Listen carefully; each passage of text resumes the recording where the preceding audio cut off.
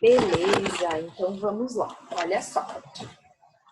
Vocês conseguiram fazer o calendário de vocês? Sim. Sim? Beleza. Difícil? Fácil? Achei fácil. Ai, que maravilha, adoro, porque eu acho mega difícil esse conteúdo. Queria Não, falar, achei Dani? tranquilo. Eu só não terminei ele, prof. Na verdade, eu tenho Tá, toda a parte escrita, eu só preciso terminar de organizar ele. beleza. Na verdade, o que que eu vou fazer? Eu não vou corrigir ele todo hoje, porque é bastante coisa, né, gente? Então, eu vou corrigir uma parte. Eu deixei um trabalho lá para vocês fazerem hoje, que na verdade eu botei para vocês entregarem dia 26, mas eu não me dei conta que dia 26 é feriado. Então, vocês vão ganhar um tempinho a mais para fazer. Tá bom? Alguém já viu a aula de hoje que eu deixei lá? Sim. Tá, então a primeira parte a gente faz essa correção até eu pegar. Só um pouquinho, gente. Só um pouquinho que a criança acordou, eu já volto.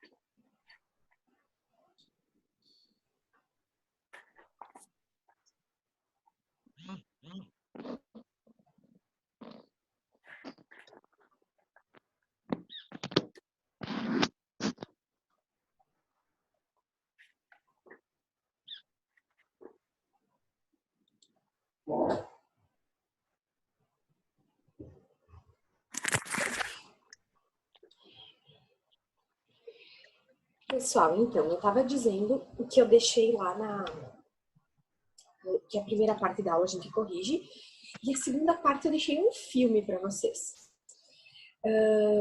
E é um filme bem diferente do que eu poderia deixar. Alguém já viu esse livro aqui? A Revolução dos Bichos. Então, o filme ele é baseado nesse livro. Tá? Então, eu deixei lá para vocês assistirem, deixei um vídeo, deixei todas as explicações direitinho e tem uma atividade para fazer. Beleza? Então, eu deixei um tempo maior para vocês entregarem essa atividade, porque isso é extenso, o filme também, o trabalho dele fica um pouquinho mais extenso, então eu vou deixar umas 2 semanas aí para vocês, tá bom? Uhum. Beleza, então vamos começar. O que vocês acharam aí da nossa amiguinha Revolução Russa? Me dá um feedback aí, o que achou? Muito obrigado. Muito briguento, eu também acho. Que mais? Ficou fácil entender com aquele vídeo? Sim. Ficou, né? Ele é bem explicadinho. E os desenhos acho que ajudam um monte. Como? Eu preferi o do Fantástico.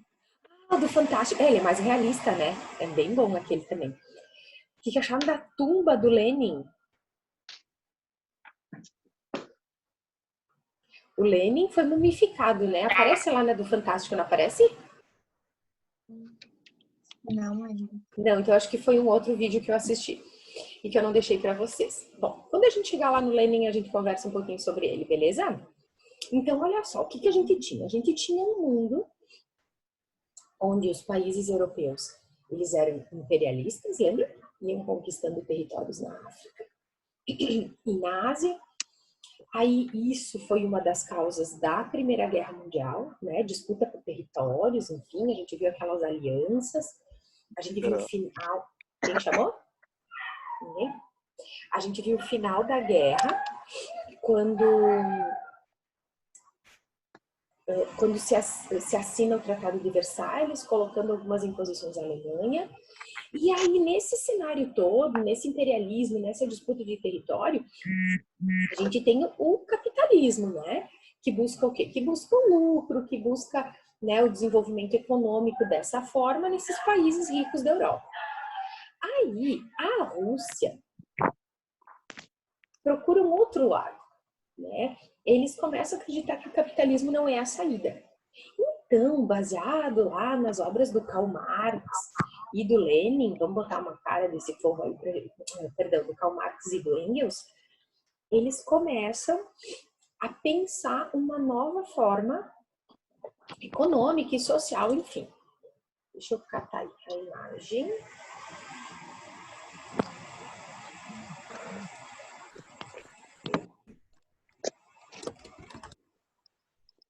Quem está acompanhando e corrigiu com a gente a tabela, viu que o socialismo que vai acontecer na União Soviética é o socialismo chamado de socialismo real. E o socialismo, que é da teoria do Marx e do Engels, que são, vocês estão enxergando a tela aqui? Uhum. Sim. Sim. O Karl Marx e o Engels, que são do século XIX, eles escreveram a teoria do socialismo e do comunismo. E aí, gente, algumas pessoas lá na União Soviética pegam essas ideologias para tentar pôr em prática. Elas são postas em prática tal como eles previam? Não. É por isso que é chamado de socialismo científico que o Karl Marx e o Engels pensaram. E socialismo real é o que realmente foi botado em prática. Então é bem diferente. E o filme que eu vou deixar para vocês conta um pouquinho dessa história, só que em formato de uma fazenda e com animais. É uma comparação bem diferente daquilo que a gente imaginaria. Mas, enfim. Então, esse socialismo é implantado na União Soviética, na Rússia, depois União Soviética, baseado nas obras desses caras aí. Tranquilo? Sim. Muito bem. Mas não é assim do dia para a noite, né? Isso foi um processo de em torno de 20 anos, e mais ainda, se a gente voltar para trás, de ver a situação do povo russo. Então, nenhuma revolução acontece sem uma força muito forte e muito importante. Se a gente lembrar da Revolução Francesa, o ano passado, a gente vai ver que a causa foi a fome das pessoas, né? Eles não tinham mais o que comer, o preço do alimento era muito alto. E o rei absolutista. Na Rússia, vai acontecer praticamente a mesma coisa. A situação do povo é péssima, é massacrante.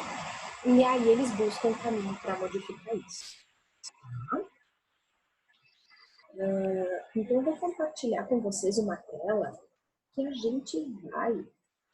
Eu vou montar aqui o meu calendário baseado no que vocês compreenderam do vídeo, beleza? Então, vamos colocar aí. Estão vendo a página? Sim. Beleza. Se ficar muito pequeno, se ficar muito qualquer coisa, vocês vão me avisando que a gente vai mudando a situação aqui, tá? Tá. Então, vamos lá. A primeira data que a gente tem, vejam, é 1904, né? Ou seja, a Revolução Russa, ela acontece em 17, mas as causas, as sementinhas acontecem lá em 1904. O que vocês colocaram nesse momento sobre a Revolução Russa? O que tinha de significativo aí para vocês observarem? Colocaram. Alguém botou forma de governo, por exemplo? Ou colocou sobre a vida do povo? O que vocês destacaram em 1904? Eu botei que a Rússia era uma monarquia absolutista governada pelo czar Nicolau II da Rússia. Muito bem. A Rússia era uma monarquia absolutista. Bom, absolutista. Isso eu nem vou explicar muito, porque vocês já sabem do ano passado. A gente cansou de ouvir monarquia absolutista, né? Que é o rei que tem todos os poderes. Quem é o rei? É o cara chamado Czar Nicolau II. Passando no Netflix Último dos Czares. Alguém talvez assistiu? Não. Não. Essa série mostra tudo sobre a Revolução Russa. Assim, quem tiver afim, quem tem tempo, quem gosta de assistir, mostra um pouquinho disso. É o último dos Czares, se eu não me engano. Então mostra um pouquinho aí da vida do Nicolau, que ele na verdade não estava muito preparado para ser o rei. O pai dele acaba morrendo e esse reinado cai no colo dele. Ele se casa com a esposa, a Alexandra, e enfim, um monte de confusões aí, o que vai levar ao fim da monarquia. Mas tudo bem. Então, czar quer dizer imperador, quer dizer rei. Beleza? Outra característica dessa época. O que vocês botaram aí? Qual era a condição de fim? Oi, vai lá. Eu coloquei sobre a guerra russo-japonesa. Ok, vou botar um pouco mais para baixo, tá? Mas vou deixar essa aí também. Certo. Estava em guerra com o Japão. Vocês explicaram um pouquinho disso ou não? Eu coloquei que a Rússia sofreu uma grande derrota e com isso aumentou o endividamento do Estado. Aí, tá bem simples. O que acontece? A Rússia, nesse momento, ela também é imperialista, ela também quer ampliar os seus domínios. Então, ela entra em guerra com o Japão e perde. Usa endividamento. Beleza? Tá certinho. O que mais? Ai, desculpa, gente. O que mais que vocês botaram? Como é que era a vida do povo? Ninguém botou povo. Falar pra você. Vai! Eu botei que a maioria da população vivia na pobreza. Uhum.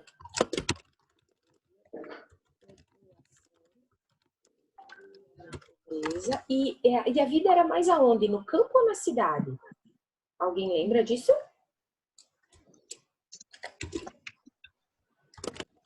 No campo. A vida nesse momento...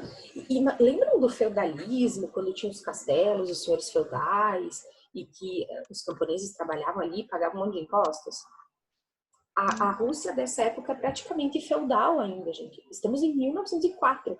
O feudalismo, a gente bota o final dele mais ou menos nos anos entre 1200 e 1500, só que na Rússia ainda leva um tempão para terminar. Maior parte da população vivia na pobreza e no campo, pagando altos impostos. Quem quiser ir acrescentando, né, vai colocando algumas coisas aí no seu esqueminha do calendário. O que mais vocês destacaram de 1904? Mas tem problema se o nosso calendário tiver só uma dessas características? Acrescenta pelo menos a primeira e a segunda. Que era Tá. Por quê? O que acontece? Porque como a gente tem que compreender o que é uma revolução, isso aqui vai ser importante, a primeira e a segunda, porque a gente vai ver que essa ordem vai se inverter. A gente vai ter outra forma de governo e o povo vai ter uma certa melhora na condição de vida. Tá? Então, acrescenta esses aí. 1904, o vídeo que vocês viram, ele dá esse cenário. Então, rei, a maior parte da população vivendo no campo, pagando altos impostos. Alguém colocou do trabalhador da cidade, talvez? Não. Aqui. Os trabalhadores trabalhavam que estavam surgindo. Prof, Oi. eu botei que começou a industrialização na Rússia, onde surgiram grandes indústrias que o povo trabalhava muito e ganhava pouco. Isso, então, os trabalhadores das cidades trabalhavam em fábricas que estavam surgindo, né? E recebiam baixos salários. Gente, imaginem, né? A gente trabalhou a Revolução Industrial lá no final de 1600, ali, todo o período de 1700. E os caras estavam se industrializando só agora, tipo assim, 200 anos depois. Né? Então, tem uma grande diferença, assim, entre a Rússia, entre a Europa, que a gente estudou até agora, e a Rússia dessa época. Tranquilo até aí? Sim. Prof, no meu calendário eu coloquei mais acontecimentos. Pode dizer. Não, eu quis dizer que ao invés de colocar, por exemplo, características de como eram as pessoas e tudo mais, eu coloquei mais acontecimentos. Então diz lá, vai lá. Quer falar algum? Não, dessa já foi. Ah, então beleza, isso aí. Então, 1904 é praticamente esse o cenário. Tá? Aí nós vamos agora para a segunda parte do nosso calendário, que é 1905. Se a gente não consegue enxergar essa cronologia, fica um pouco difícil de a gente entender o processo da Revolução, né? Então, 1905, aí a coisa começa a ferver. O que vocês destacaram de importante aí em 1905?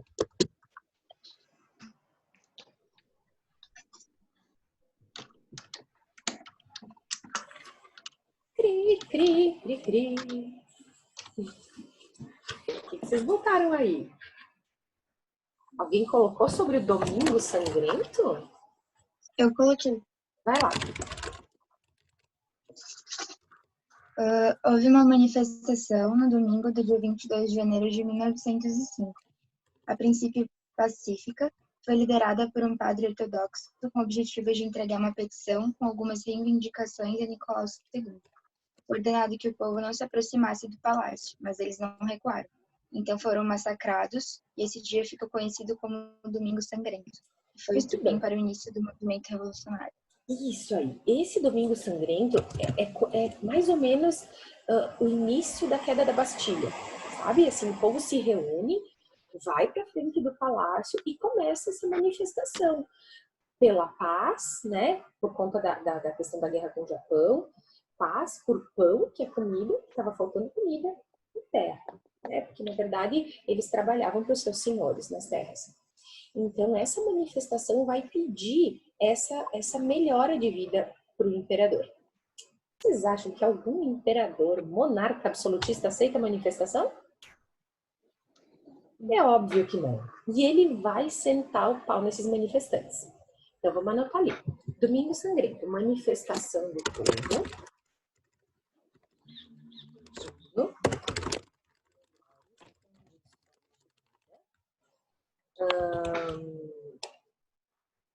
E o imperador.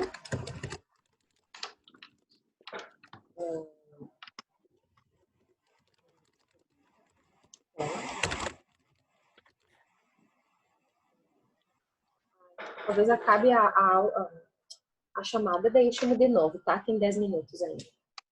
Enfrenta com violência. Tá? Enfrenta com violência o povo. Beleza. Fiz um resuminho aí, tá? Alguém mais quer acrescentar, que escreveu alguma coisa sobre 1905? Eu botei que surge os soviéticos de São Petersburgo, que eram um conselho de operários que organizavam manifestações. Sovietes. Alguém escreveu sobre o que eram os sovietes?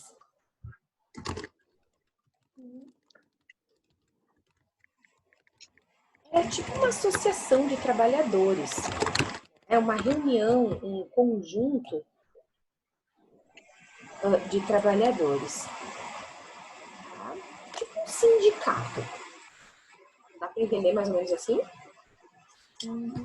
Beleza. Deixa eu só anotar aqui que o Matheus está entrando na aula. Muito bem. Agora, Matheusito.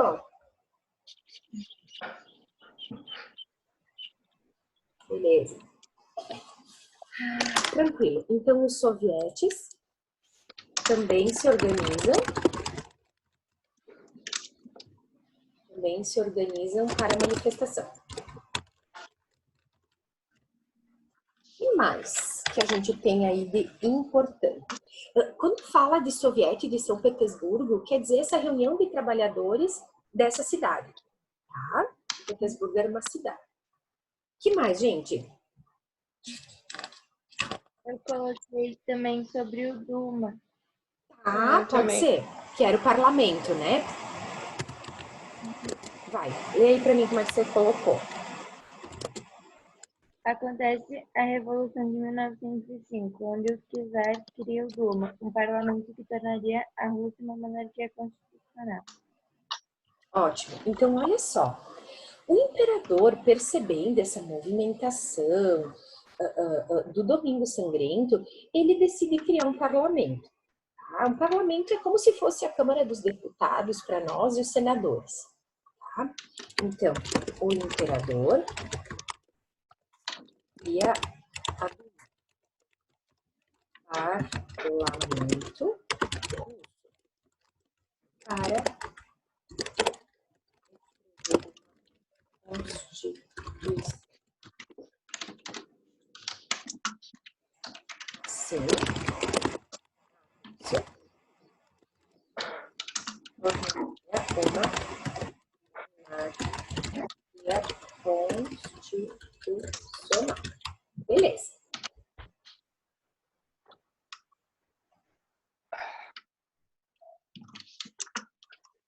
Alguém acrescentou mais alguma coisa nesse momento? Não? Gente, se alguém tem dúvida, essa é a hora, tá? Mais alguém? Não? Não. Então, tá bom. Beleza. Tá tranquilo até aqui para enxergar esse cenário, assim, da Rússia? Sim. Tá. Muito bem. Depois de 1905, eu coloquei, aí sim, né? Quer dizer, ainda não, tem 1914. O que vocês destacaram de importante desse período?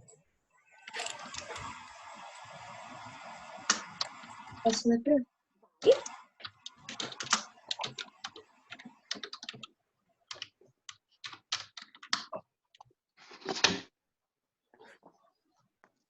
Pode ler. Em agosto de 1914, a Rússia entrou na Primeira Guerra Mundial. Esse acontecimento aumentou o descontentamento do povo e precipitou o processo revolucionário, e também agravou a situação econômica e social do país. Beleza. Entrada da Rússia na Segunda Guerra Mundial e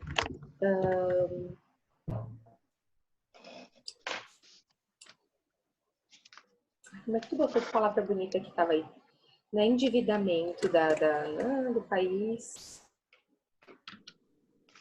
Me fugiu a palavra, mas tudo bem. Então, entrada da Rússia na Segunda Guerra Mundial. Eu vou botar agravamento dos problemas sociais. Aqui. Onde é que eles vão tirar soldado para ir para a guerra, gente? Né? Tem o exército russo. Esse exército vem de algum lugar, é do povo. Então, esse povo indo para a guerra, guerra de novo. Eles já estavam em guerra em 1904 com o Japão. Aí agora, 10 anos depois, os caras entram em guerra de novo. Já estava com uma crise de fome péssima, né? Domingo Sangrento. Então, assim, ó, a Rússia está um caldeirão, né? Tá fervendo. Alguém acrescentou alguma coisa a mais em 1914? Profe, ali não seria a Primeira Guerra Mundial? Perdão, verdade. Verdade. Eu já tô lá na frente, lá em 1939. Toda a razão. Obrigada. Que mais, gente?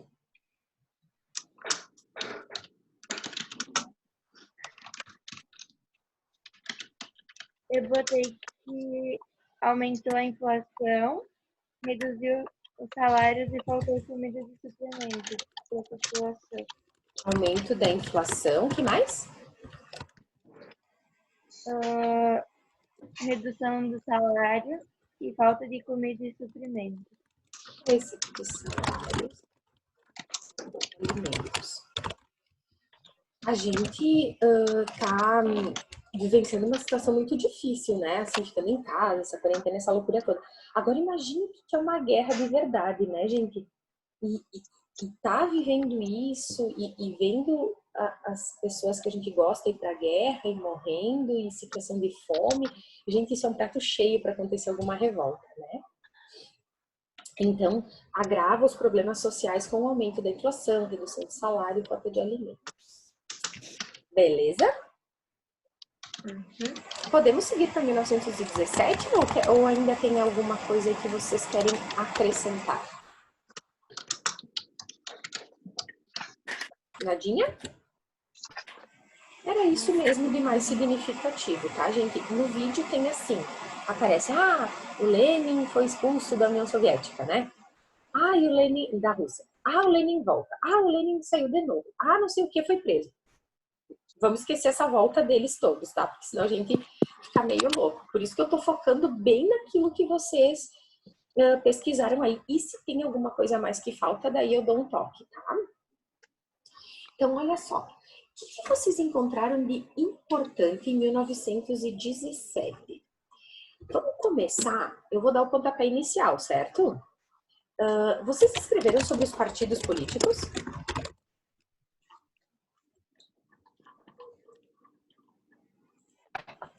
Não? Não. Sim. Sim, não, sim, não. Quem não acrescentou sobre os partidos, tem que ir lá no final do calendário e faz uma observação para compreender aí. Quais eram esses dois partidos que existiam? Governo Provisório Soviético de Petrogrado? Não, esse é depois. Quais eram os dois partidos? Ou grupos? Se a gente não quer dizer partido político. Bolcheviques. E do outro lado nós temos os mencheviques. Muito bem. É importante a gente ressaltar esses caras aqui, eles é que vão dar o tom da revolução. Tá? Deixa eu inserir uma caixinha de texto. O que vocês anotaram sobre os bolcheviques? Alguém colocou alguma coisa?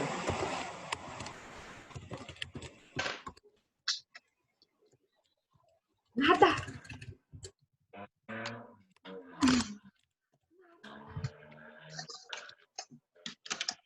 Quem era o líder dos bolcheviques? Não. Não era Lenin? Boa, ainda bem, não salva a pátria. Lenin vai ser o principal líder, tá? Pois haverão outros. Como é que é o nome deles? Trotsky e Stalin. Gente, anotem esses nomes para os filhos de vocês. Não percam essa oportunidade, tá? Porque assim, são nomes. Se você não quiser para os filhos, pode ser para os cachorros, animais de estimação. Também é a mesma coisa. De nome desse povo aí. Qual era a principal ideia dos bolcheviques? O que eles queriam?